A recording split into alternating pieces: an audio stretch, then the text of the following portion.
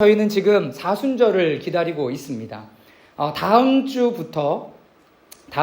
그러니까 요번 주 지나고 그 다음 주 수요일에 사순절이 본격적으로 시작이 됩니다. 우리는 계속 사순절을 준비하고 시간을 보내고 있어요. 왜 이렇게 계속 왜 사순절에 대한, 광야에 대한 예기치 못한 상황이 있을 거다라는 얘기를 하냐면, 이 사순절 이후에 예수님께서 십자가에 못 박혀 달려 돌아가시기 때문에 그렇습니다.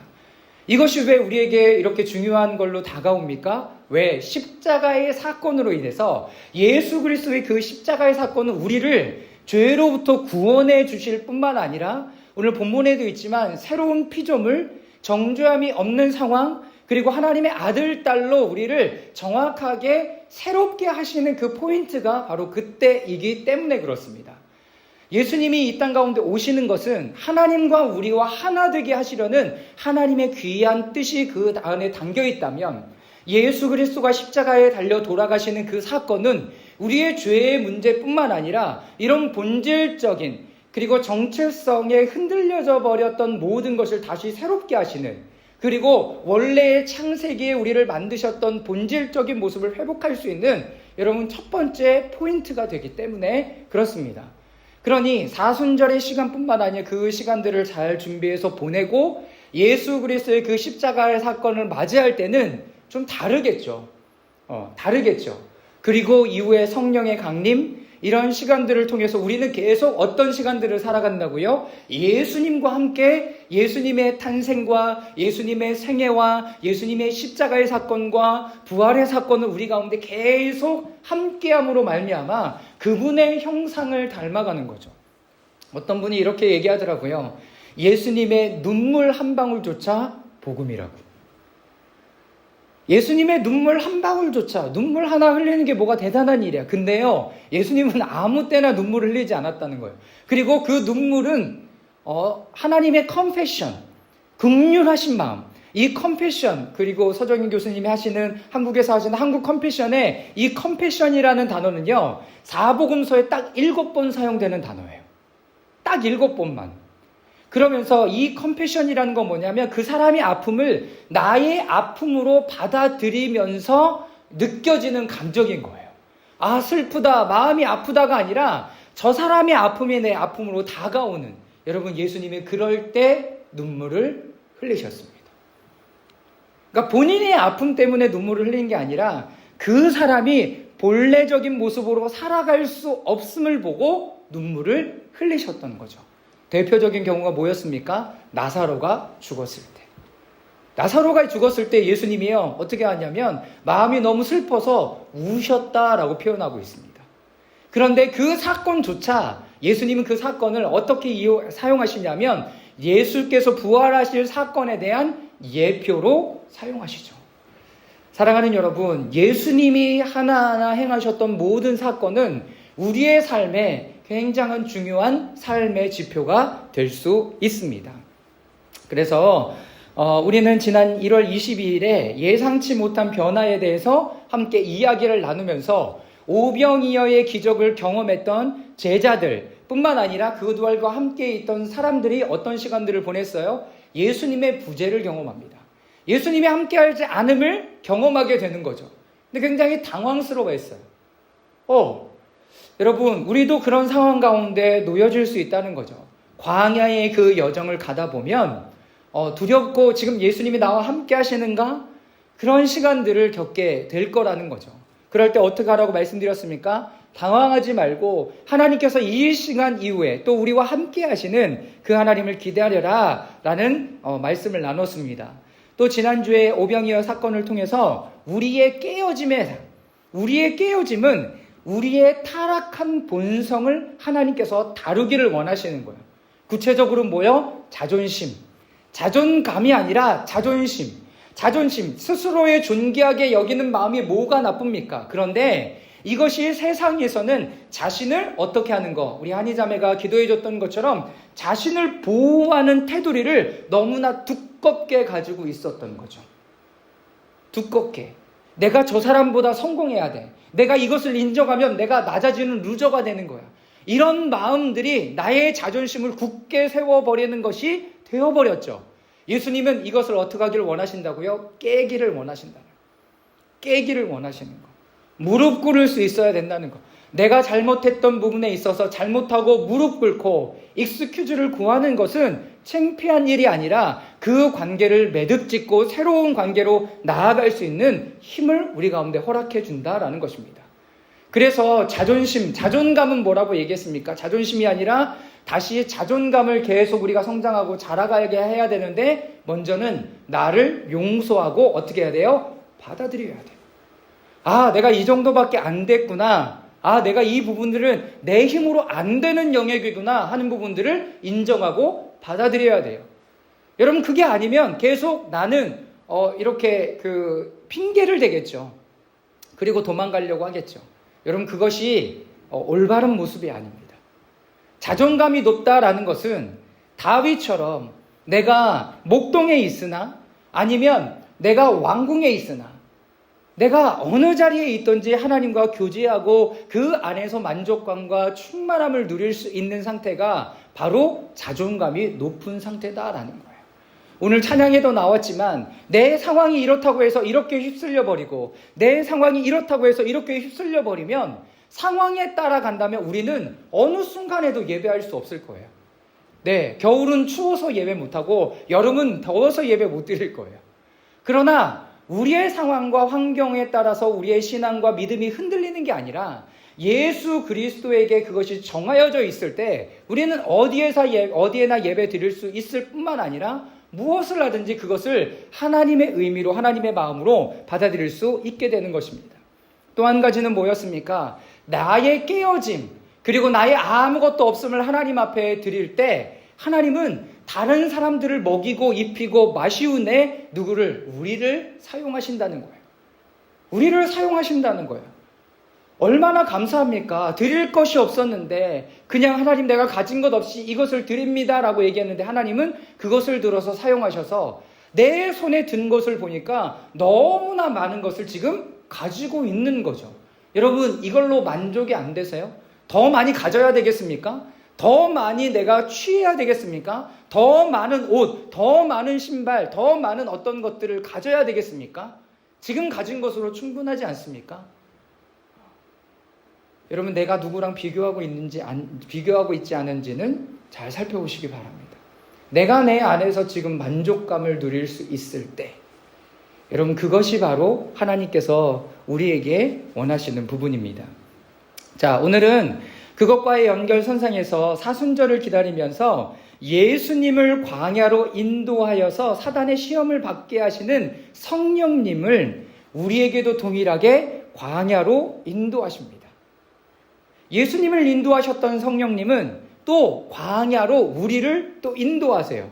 그리고 왜 그렇게 하셨는지에 대한 질문을 계속 갖게 하시는 거죠.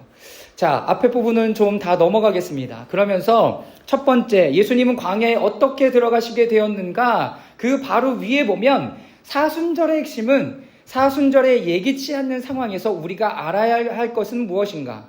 오병이어의 사건을 통해서 우리는 많은 은혜를 받았습니다. 그죠? 아, 이렇게 하나님께서 많은 은혜를 우리 가운데 주셨구나. 하나님께서 나가 이런 부분들이 깨어지기를 원하는구나. 또 한 가지, 내가 아무것도 드릴 것이 없는 이것을 하나님 앞에 드렸는데 지금 내 손에 든 것은 엄청나게 많은 것을 가지고 있구나. 이것을 깨닫게 하는 은혜. 그리고 또 한 가지 분명한 메시지는 아버지께서 하나님으로부터 오시는 예수 그리스도는 하늘에서 내려온 생명의 떡인 것을 인지하고 이해하고 알고 확신하게 하는 것이다. 다시 말해서 이스라엘 백성들의 광야의 시간들을 보내면서 그곳에서 만나와 메추라기를 먹었잖아요.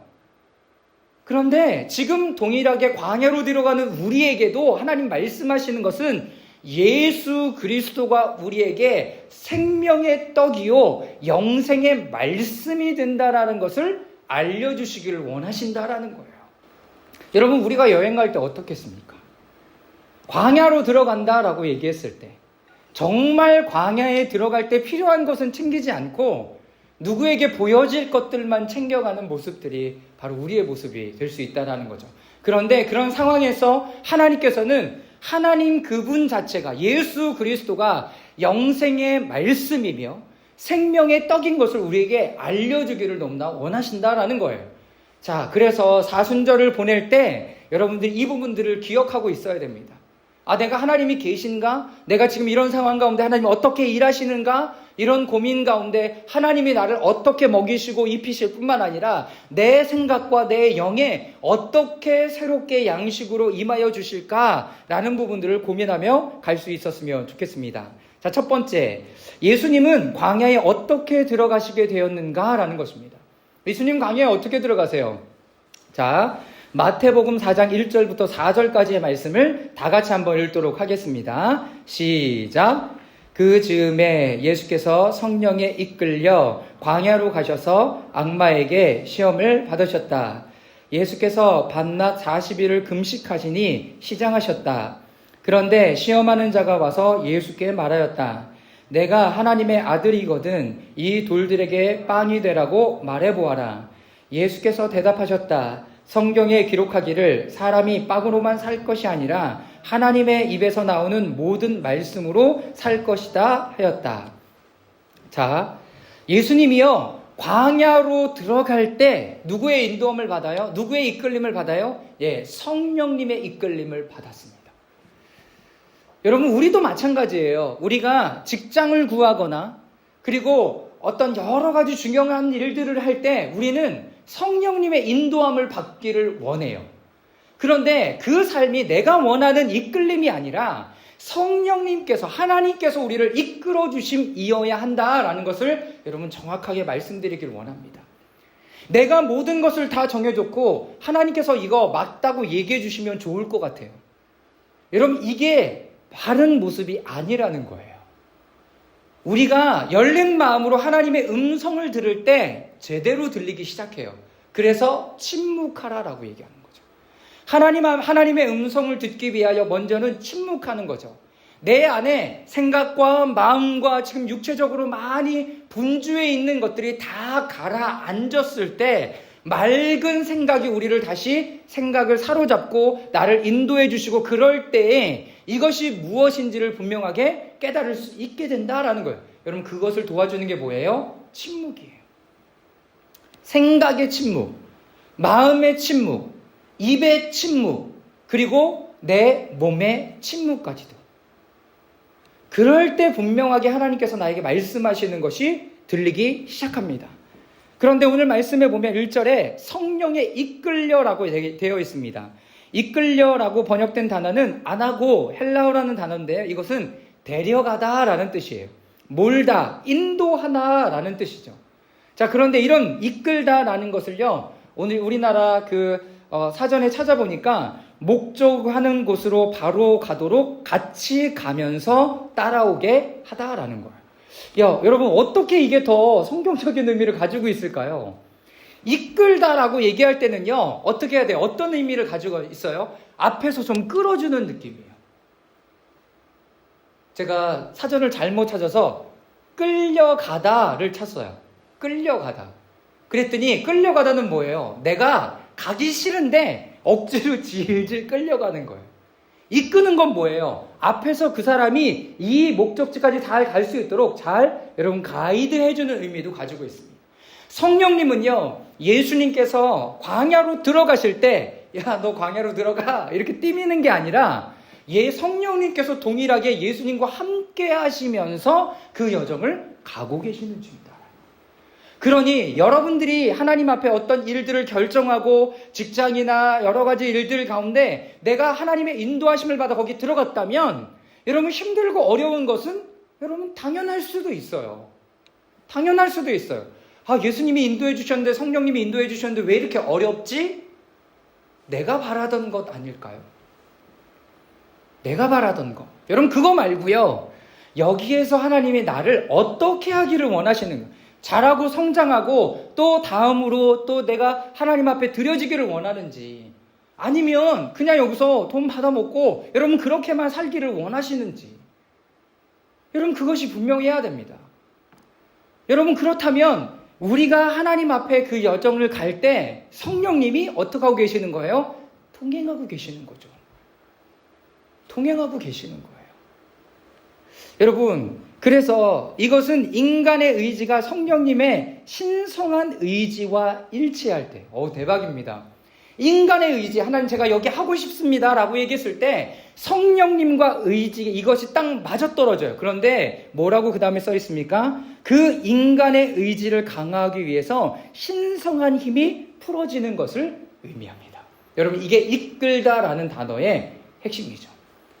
내가 이 부분들을 하나님과 함께 하고 싶어. 근데 성령님이 함께 하심으로 말미암아 인간의 의지에 더 큰 힘을 부어주셔서 더 기쁘고 능력 있게 갈 수 있도록 그것을 만든다는 거예요. 그러니 힘들다고 멈춰지지 않아요. 어렵다고 멈춰지지 않아요. 내가 감당할 수 없다고 멈춰지지 않아요. 왜? 성령님이 우리를 어떻게 하고 계시니까? 힘을 북돋아 주시니까.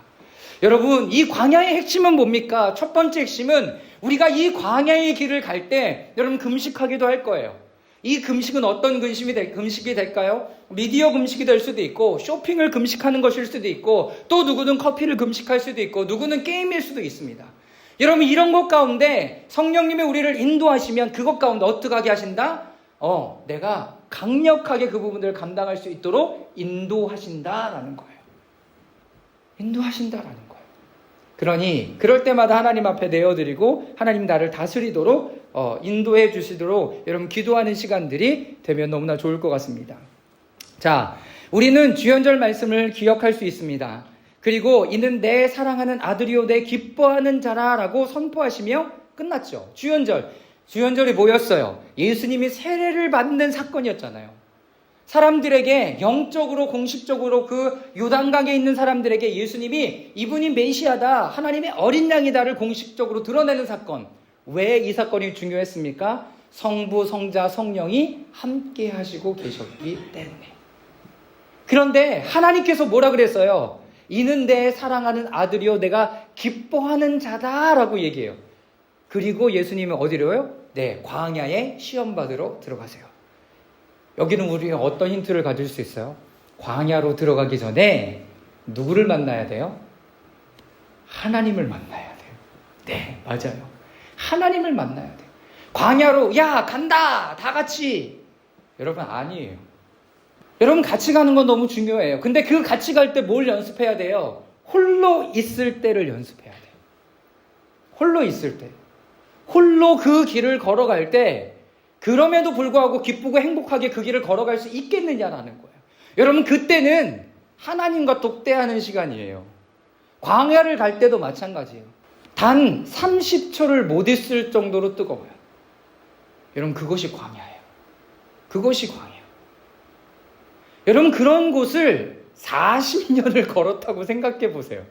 근데 광야는 밤이 되면 기온이 마이너스로 떨어져요. 그러니까 이 기온차가 엄청난 거죠. 40도를, 낮에는 40도를 넘나들고요. 밤에는 마이너스를 넘나들어요. 이 기온차가 엄청나게 심하니까 너무나 힘든 거죠. 여러분, 이런 여정을 갈 때, 특별히 그리스도인들이 이 영적인 여정을 갈 때 중요한 것은 뭐냐면 이 삶의 여정에 내가 누구와 동행하고 있는지를 봐야 된다는 거예요. 네, 도와줄 분이 필요해요. 영적인 동반자죠. 공동체가 필요해요. 네, 함께 가줄 거예요. 그것 안에서 내가 훈련하고 자라가고 말씀을 배워야 되는 것은 하나님이 누구이신가를 배워야 하는 거예요. 하나님이 누구이신가를 배워야 되는 거죠. 예수님이 그 광야로 들어갔을 때 호기롭게 내가 갈 수 있지가 아니라 예수님도 배고프셨다라고 오늘 말씀에 기록하고 있었잖아요. 예수께서 밤낮 40일을 금식하시니 시장하셨다. 네, 사단은요 그 포인트를 너무나 잘 알아요. 그래서 여러분들이 이 40일의 사순절의 시간들을 보낼 때 여러분들의 가장 약한 부분들을 어떻게 하고 넘어올 거예요? 치고 들어올 거예요. 치고 들어올 거예요. 그걸 예상하고 있으라고요. 이런 것이 내가 연약했던 부분이구나를 여러분 깨닫는 시간이 되시기도 할 겁니다. 어쨌든 예수님께서 광야로 들어갈 때 성령님의 인도함을 받으셨고, 또 한 가지는 하나님과의 만남의 시간이 있었어요. 우리는 지금 그 시간을 준비하는 겁니다. 그 시간 안에서 하나님과 함께 나를 이끌어 가시는 그 주님을 온전히 붙들고 나아가는 은혜가 여러분 모두에게 있기를 바랍니다. 자, 두 번째, 광야의 시간의 목적은 무엇인가? 하나님을 알게 하는 이런 부분들이 있습니다. 자, 35절부터 40절까지 말씀을 저와 여러분들이 한 절씩 교독하며 읽도록 하겠습니다. 예수께서 시작. 내가 생명의 빵이다. 내게로 오는 사람은 결코 줄이지 않을 것이요 나를 믿는 사람은 다시는 목마르지 않을 것이다. 그러나 내가 이미 말한 대로 너희는 나를 보고도 믿지 않는다. 아버지께서 내게 주시는 사람은 다 내게로 올 것이요 또 내게로 오는 사람은 내가 물리치지 않을 것이다. 네, 38절 읽어주세요. 시작.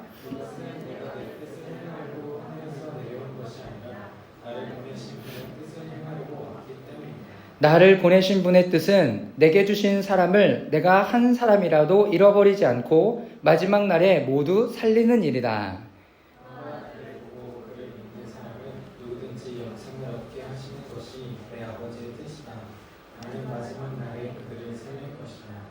아멘. 자, 광야 시간의 목적의 가장 핵심은 뭐냐면 35절 말씀이에요. 35절 말씀. 사순절의 핵심의 말씀은 35절의 말씀입니다.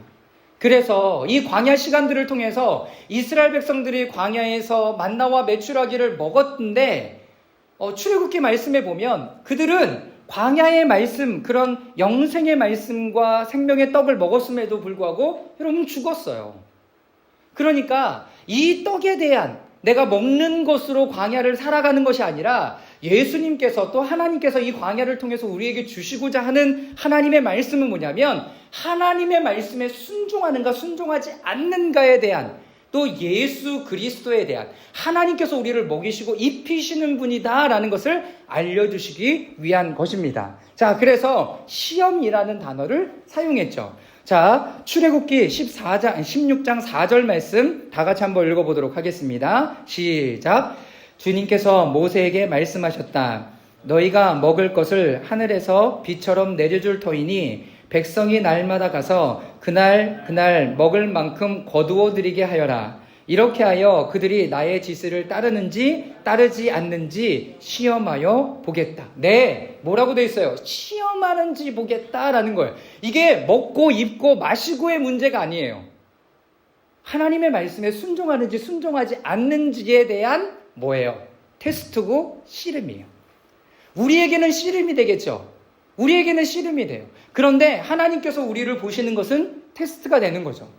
테스트의 의미는 뭔지 아십니까? 나를 증명하다라는 단어예요. 나를 증명해내는 거예요.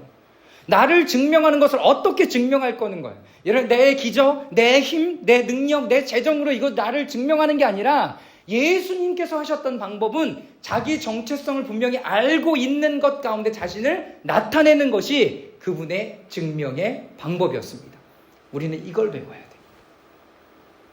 사람이 많으면 좋아지고 사람이 없으면 여러분 기분이 다운되고 내가 월급을 많이 받으면 기분이 좋아지고 월급이 없으면 내가 힘들어지고 이런 것이 나를 여러분 테스트하는 거예요. 나의 존재 자체를 증명해내는 모습 중에 하나다라는 거예요. 그렇기 때문에 우리가 붙잡아야 되는 것은 뭐예요? 내가 그렇지 않다. 내가 하나님의 자녀다. 하나님의 아들, 딸이다. 라는 부분들을 분명히 알고자 하는 거죠. 광야의 시험의 목적은 바로 그것이었습니다.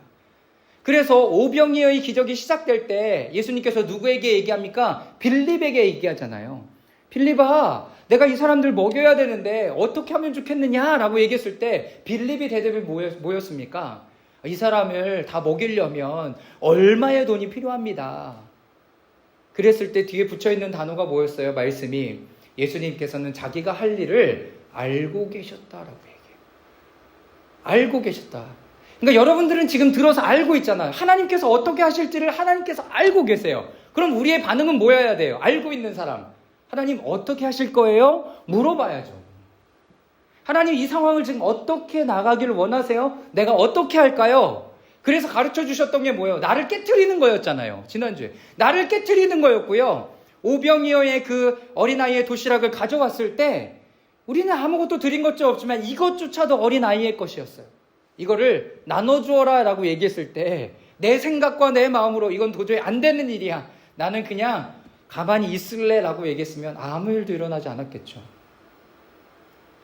그러나 내가 그 말씀에 순종해서 움직였을 때 내 바구니에, 내가 걷어들이는 바구니에 다 내 것이었을까요? 모르겠어요. 그러나 그 바구니에, 내가 지금 맡고 있는 바구니에 가득 찬 것을 보게 되는 거죠.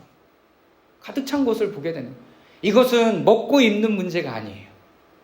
뭐예요? 여러분, 우리의 생명에 관한 문제가 돼요. 자, 계속 넘어가겠습니다. 그러면 어떻게 우리가 그분과 생명의 떡으로 영생을 누리는 관계로 들어갈 수 있을까? 먹는 것, 입는 것에 집착하지 않을 수 있을까? 그분은 우리의 참된 음식과 물이 된다는 것을 그런 관계 안으로 어떻게 들어갈 수 있을까? 더 이상 배고프지 않고 목마르지 않는 그런 관계가 어떻게 될 수 있을까라고 묻는 거예요.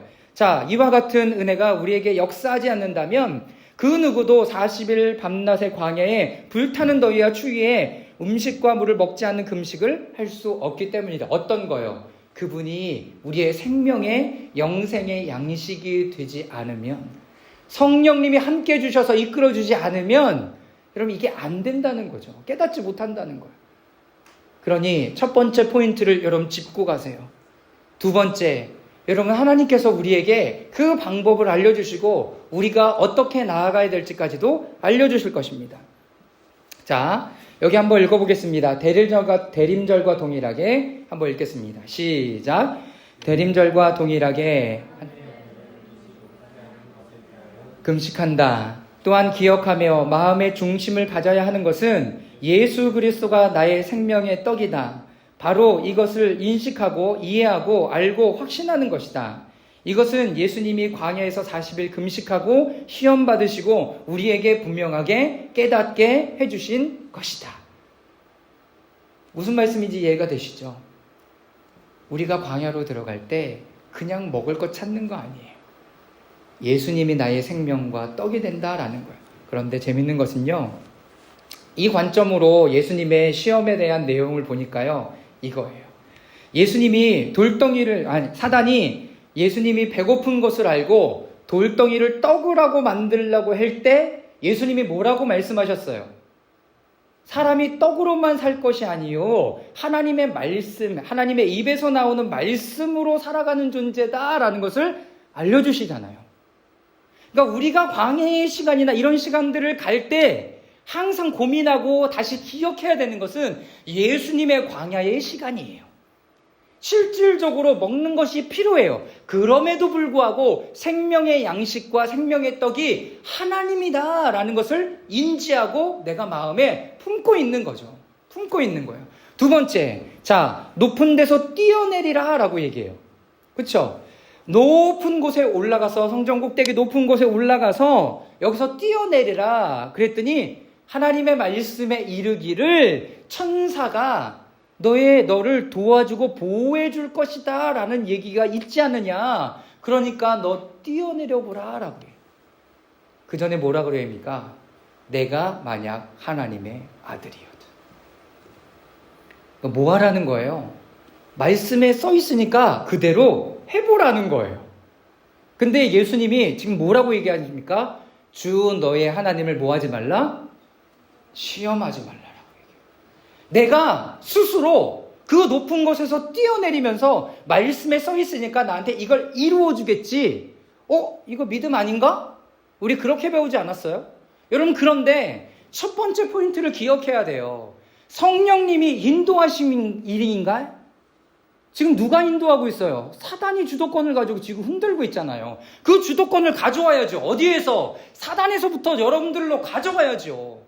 상황과 환경에 왜 주도권을 내어드리고 하나님께서 나를 지켜 보호해 주실 거라고 얘기하면서 아무도 아무 일도 일어나지 않는 것을 가지고 실망하고 좌절하는 거예요. 여러분, 하나님의 말씀을 믿는다라는 것은 그 말씀이 하나님에게 있어서 여러분들의 감동으로 주어졌냐라는 거예요. 지금 이 말씀 누가 갖다 쓰고 있어요? 사단이 갖다 쓰고 있어요. 성경의 말씀의 많은 부분들 세상에서 갖다 쓰고 있어요. 믿지 않는 사람이 갖다 쓰고 있어요. 여러분, 그 말씀에 능력이 있을까요? 여러분, 분명하게 알아두세요. 그 말씀에 능력이 없습니다. 그 말씀에는 능력이 없어요. 내 시작은 미약하였으나 나중은 창대하리라? 여러분, 그 말씀엔 능력이 없어요. 여러분, 욥의 친구 중에 한 사람이 욥을 위로하려고 그냥 세상에 갖다 있는 내기를 한 것뿐이에요. 그런데 믿는 사람들조차 그 말씀을 갖다 쓰면서 지금이 이렇게 작지만 나중엔 창대할 거예요. 이 말씀을 믿고 간다고요. 아무 감동이 없어요. 그럼 사랑하는 여러분, 그 말씀 버리세요. 지금은 이렇지만 나중엔 잘 될 거야. 여러분들에게 감동이 있었습니까? 여러분들에게 확신이 있었습니까? 성령님의 인도하심 가운데 말씀하신 겁니까? 여러분, 그게 아니면 여러분 좀 제껴두세요.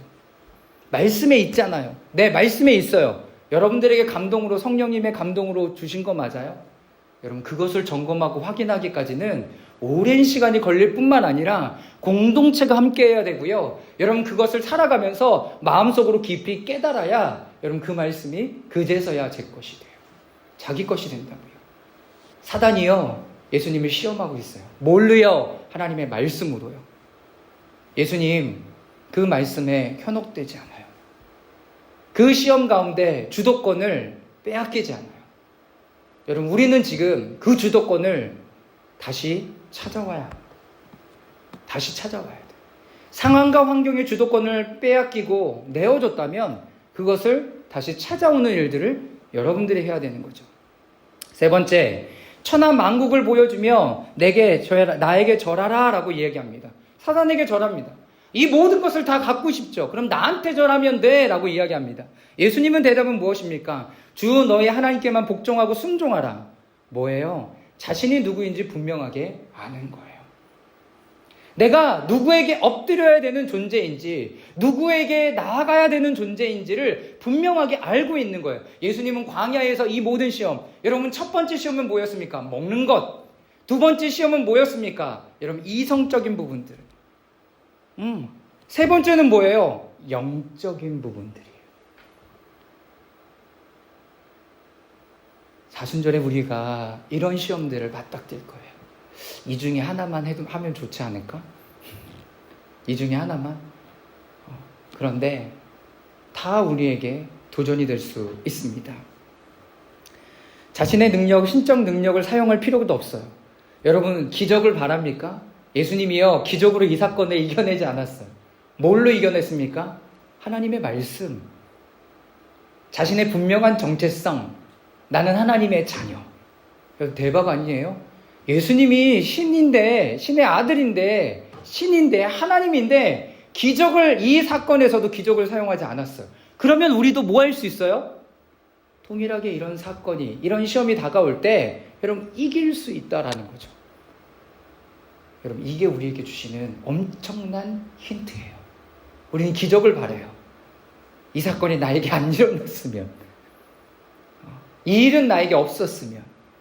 여러분, 그런데 우리는 이 부분들을 하나님의 말씀으로, 내가 깨어있음으로, 그리고 영적인 정체성을 분명하게 가짐으로 이겨낼 수 있다라는 거예요.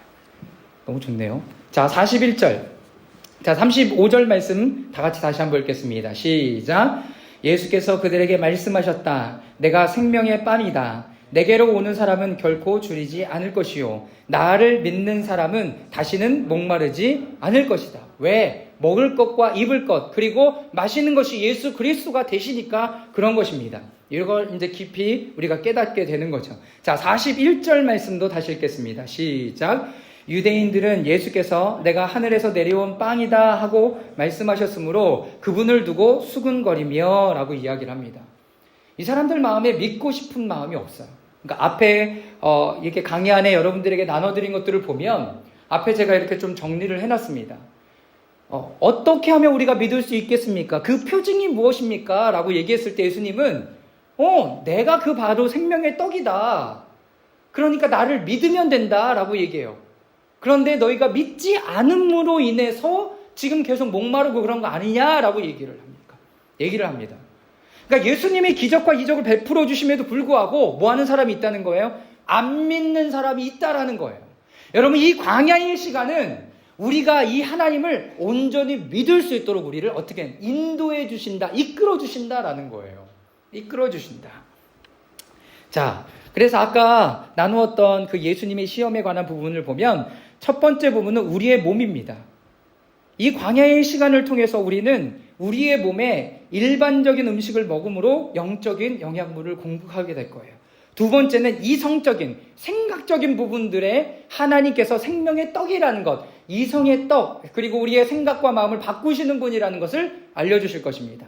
지적의 자금의 원천이 무엇이든지 간에 우리의 생각은 지식으로 채워지고 공급받습니다.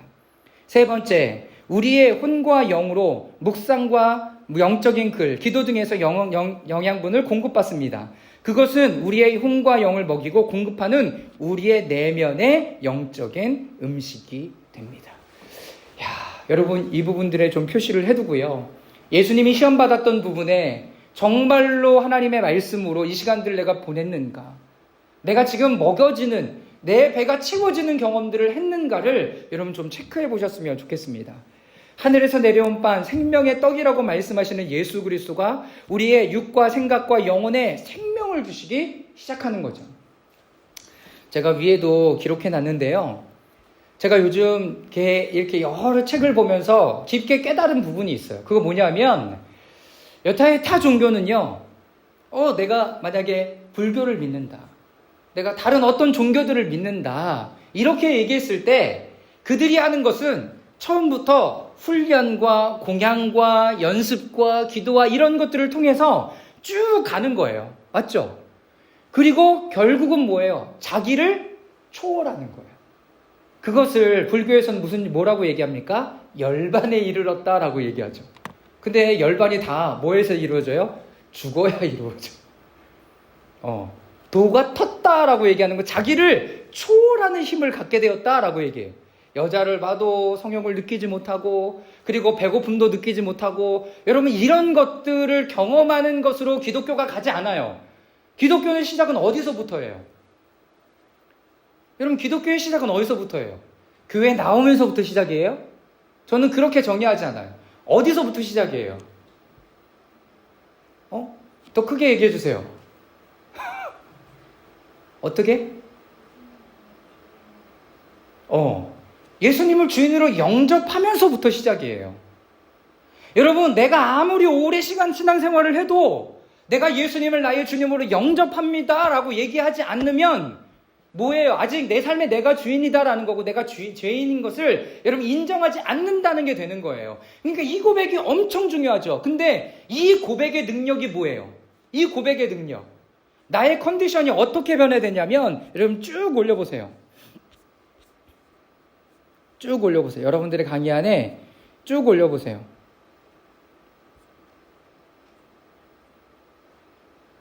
네.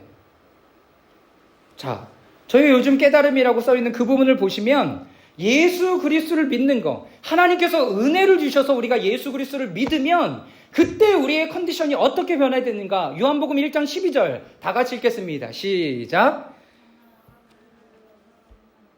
곧 그 이름을 믿는 사람들에게는 하나님의 자녀가 되는 권세, 특권을 주셨다라고 얘기해요. 여러분 믿는 순간 내가 누가 돼요? 하나님의 자녀가 되는 특권을 주시는 거예요. 특권을 주시는 거예요. 내가 이거 하고 저거 해서 내가 특권을 따내는 게 아니에요. 교회 몇십 년 다니고 집사 받고 장로 받고 뭐 하고 안수 받고 내가 뭐 하고 여러분 제자 훈련 받으면 그걸 따내는 게 아니에요. 특권을 따내는 게 아니라 예수 그리스도를 믿는 그 순간 내가 하나님의 자녀라는 그 특권을 확인하게 되고 알게 되는 거예요. 주신 거죠. 두 번째, 자 고린도 후서 5장 17절 말씀 읽겠습니다. 시작. 누구든지 그리스도 안에 있으면 그는 새로운 피조물입니다. 옛 것은 지나갔습니다. 보십시오. 새 것이 되었습니다. 네, 뭐라 그래? 여러분들이 아무리 나이 들어도 우리를 새로운 피조물이다 라고 얘기합니다. 하나님이 창조하셨던 본래의 모습의 그 피조물이다 라고 얘기해요. 갓 태어난 것이고 가장 아름답고 가장 소중한 것이다 라고 이야기합니다. 자, 세 번째 로마서 8장 1절 말씀 읽겠습니다. 시작. 그러므로 그리스도 예수 안에 있는 사람들은 정죄를 밟지 않습니다. 내 개역개정에는 결코 정죄를 받지 않습니다라고 해요. 나는 더 이상 사단의 시험이나 다른 사람의 영적 공격이나 다른 사람이 나를 정죄하는 그런 이야기에 흔들리지 않는 존재다라고 얘기하는 거예요. 여러분, 예수 그리스도를 믿는 기독교의 시작은 여기서부터예요. 여기서부터라고요. 정체성이 바뀌어진 것에서부터 시작이에요. 그러나 내가 20년, 30년 동안 내 삶을 살아가다 보니 습관으로 들어져 있는 죄의 습관, 여러분 나쁜 언행, 여러분 이런 것들이 녹아져 있기 때문에 내가 예수 그리스도를 지금 믿어도 온전하게 변화되지 않아요. 사도 바울도 마찬가지였죠. 어떤 시간을 보냈어요? 아라비아 광야에서 3년의 시간을 보냈어요. 그 물을 다 빼기가 여러분 3년의 시간이 걸렸어요. 그럼에도 불구하고 다혈질인 그의 성격은 변하지 않았어요.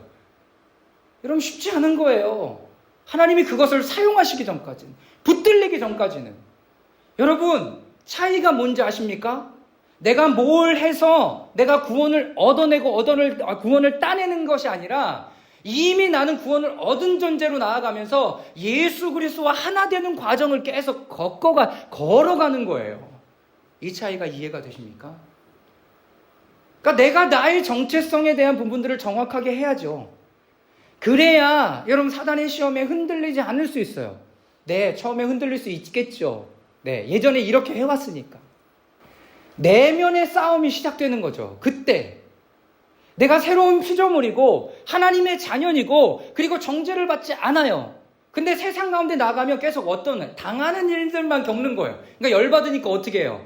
야, 나도 그냥 너희랑 똑같이 할란다. 여러분 어떤 것을 선택하시겠냐라는 거예요.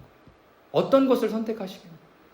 그 사람들과 똑같이 하는 것에 대해서 똑같이 하면서 훔치고 도둑질하고 여러분 그러고 정죄하고 있겠냐? 아니면 내가 하나님의 자녀로 주신 그 특권, 정죄함을 받지 않는 새로운 피조물로 하나님 앞에 드려져 나갈 것인가는 여러분 오늘 내가 선택하고 내가 하나님 안에서 결정하는 거예요. 그 안에 뭐가 있어요? 여러분 싸움이 있죠.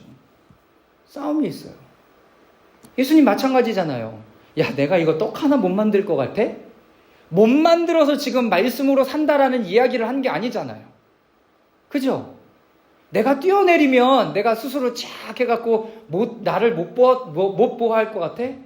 아니죠. 못해서 지금 이 얘기를 하는 게 아닌 거예요. 절하는 것도 마찬가지. 여러분 사단의 모든 영적인 세력의 주도권을 여러분 다시 찾아오시길 바랍니다. 찾아오시고 주님과 함께 그 영적인 여정을 걸어가실 수 있기를 바랍니다. 자, 마지막 세 번째가 됩니다. 자, 생명의 말씀과 생명의 떡. 자, 요한복음 6장 66절에서 69절 말씀인데요. 다 같이 한번 읽어보겠습니다. 시작. 이 때문에 제자 가운데 많은 사람이 떠나갔고 더 이상 그와 함께 다니지 않았다. 예수께서 12 제자에게 물으셨다. 너희까지도 떠나가려느냐? 시몬 베드로가 대답하였다. 주님, 우리가 누구에게로 가겠습니까? 선생님께는 생명의 말씀이 있습니다. 우리는 선생님이 하시는 그분의 하나님의 거룩하신 분임을 믿고 또 알았습니다. 네, 여러분 예수님이 자꾸 이런 얘기하니까 사람들이에요. 떠나갔어요.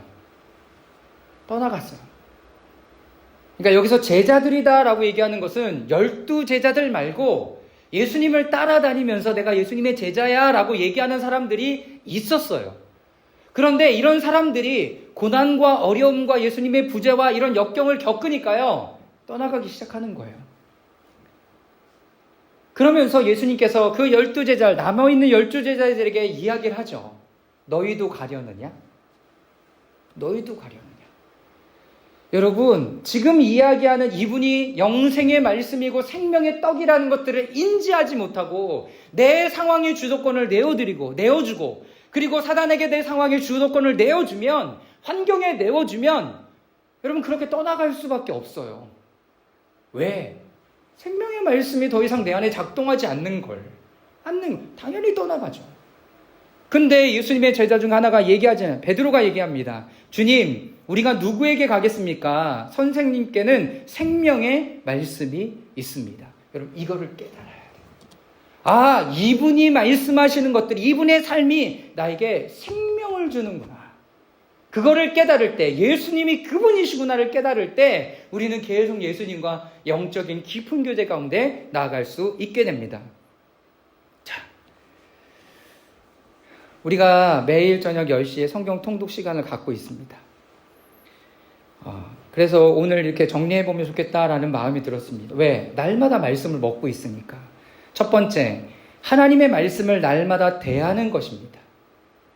그냥 지나가는 날도 여러분 있잖아요. 우리는 딱 이 큐티를 하지 않잖아요. 큐티 하고 싶은 분들은 계속 하셔도 괜찮아요. 그러나 우리가 우리 교회에서 더 이렇게 지향하는 것은 말씀을 읽는 부분에 더 지향하고 있잖아요. 왜요? 하나님의 말씀을 읽음으로 내가 소리내어 읽을 때 그 말씀이 나에게 영향력으로, 말씀의 능력, 말씀을 먹는 시간을 가지려고 하는 것입니다.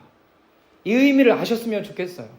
두 번째, 저녁에 말씀을 함께 읽는 것은 아침의 제사처럼 저녁의 제사를 하나님께 드리는 의미를 갖습니다. 이런 구약의 율법이 아니라 예수님께서 다윗의 장막을 다시 회복시키겠다라고 얘기했을 때 그들이 드렸던 아침 저녁의 예배뿐만 아니라 영적인 능력, 날마다 드려졌던 예배에 대한 의미를 갖는 거예요. 여러분, 우리가 수요 예배 합니까? 여러분, 새벽 기도 합니까? 금요 철회 합니까? 안 해요. 여러분, 그럴 규모도 안 되고 그렇게 지금 할 수도 없습니다. 그 대신 우리가 하루에 40분을 하나님의 말씀을 읽는 시간들을 가지면서 여러분, 그것을 예배라고 생각해 보신 적이 있어요? 다시 여러분들의 마음을 이걸로 정리하십시오. 예배구나. 날마다 드리는 예배구나. 레위기에 있었던 아침 저녁의 예배구나. 그렇다면 빠질 수 없죠. 이거는 성실하고 성실하지 않고의 문제가 아니에요. 네. 세 번째, 10시라는 시간을 정하는 것은 내 삶을 하나님께 드리는 중심의 여러분 의미를 가지고 있는 거예요. 여러분, 이 시간 되게 중요합니다. 시간을 정하는 거 되게 중요합니다. 10시가 돼도 되고 9시가 돼도 되고 8시가 돼도 상관없어요. 그런데 시간을 정한다는 것은 내가 거기에 마음을 둔다라는 의미예요. 성경에는 이렇게 얘기하고 있죠. 내 재물이 있는 곳에 내 마음이 있다. 여러분들이 돈 쓰는 곳에, 여러분들이 드리는 헌금 안에 여러분들의 마음이 들어있어요.